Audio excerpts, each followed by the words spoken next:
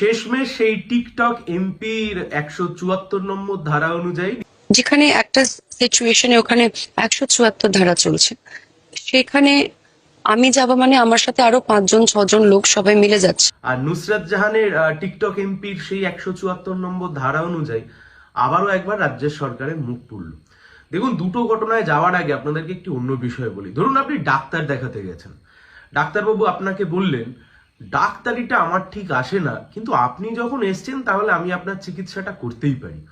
অথবা ধরুন আপনি কোনো উকিল বাবুর কাছে আপনার মামলার জন্য গেলেন, সেই উকিল বাবু আপনাকে বললেন ওকালতিটা আমার ঠিক আসে না, আইনটা আমি খুব একটা বুঝি না, কিন্তু আপনি যখন এসছেন আপনার মামলাটা আমি না হয় একটু লড়েই দেব।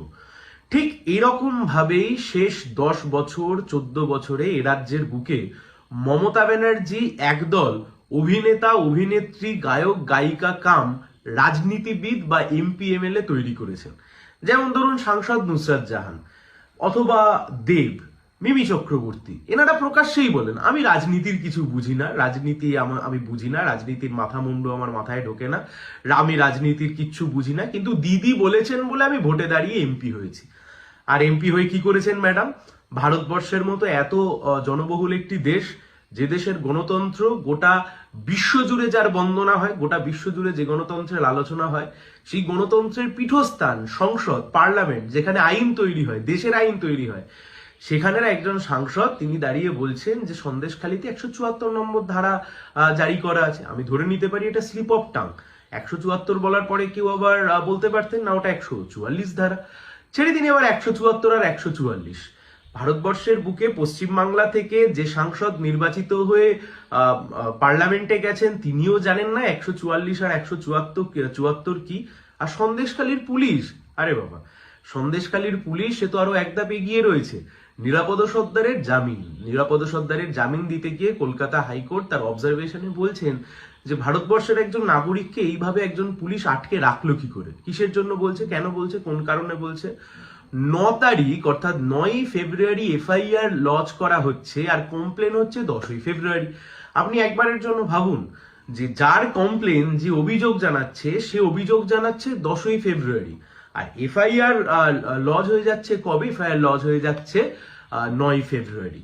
আপনাদের মনে আছে নিশ্চয়ই সন্দেশখালীর মা বোনেরা একটি কথা বারবার বলছিলেন যে আমরা যখনই পুলিশের কাছে যেতাম পুলিশ আমাদেরকে উত্তম আর শিবুর কাছে পাঠিয়ে দিত। তার মানে উত্তম আর শিবুর প্রচন্ড দাপট আছে এলাকাতে। এই শিবুরই যে পোল্ট্রি ফার্ম সেখানে যে দেখভাল করতো তার নাম হচ্ছে ভানু মণ্ডল। সেই ভানু মণ্ডল অভিযোগ জানায় 10ই ফেব্রুয়ারি, আর তার অভিযোগের ভিত্তিতে এফআইআর হয়ে যায় 9ই ফেব্রুয়ারি। মানে লাট সাহেব বলে কথা, তার জন্য একটু এক্সেপশনাল ব্যাপার তো থাকবেই। এর সাথে সাথে আপনি যদি অন্যদিকে একটু চোখ রাখেন আপনি আরো ভালো করে বুঝতে পারবেন। গত 17ই জানুয়ারি কলকাতা হাইকোর্টে সিঙ্গেল বেঞ্চ, জয় সেনগুপ্ত সিঙ্গেল বেঞ্চ, তিনি তার একটি রায় দিয়েছিলেন যে পুলিশ যে তদন্ত করছিল সন্দেশখালীর ঘটনার পরিপ্রেক্ষিতে পুলিশকে বলেছিল আপনারা আর কোনো তদন্ত করতে পারবেন না।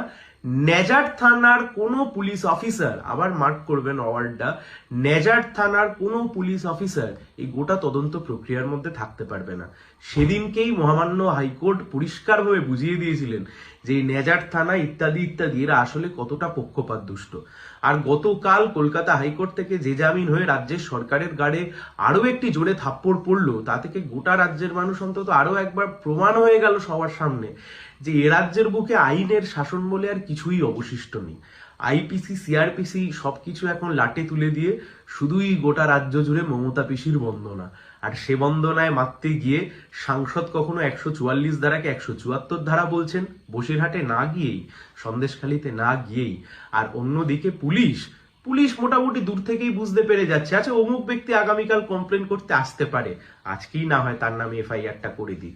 আর সবশেষে এইটুকু জেনে রাখুন, যারা এফআইআর করেছিল সেই ভানুমণ্ডল, শিবু, উত্তম, এদের সবার নাম 164 স্টেটমেন্টের যে গণধর্ষণ কাণ্ড, সেই গণধর্ষণ কাণ্ডে সন্দেশখালীর মা বোনেরা 164 স্টেটমেন্টে সুন্দরভাবে বলে এসছেন যে কিভাবে রাতে বাড়িতে ডেকে পিঠে পুলি বানানোর নাম করে কিভাবে মা বোনেদের শ্লীলতাহানি করতো, ইজ্জতহানি করতো এই মমতা ব্যানার্জির ছোট্ট ছোট্ট দুষ্টু দুষ্টু ছেলেরা।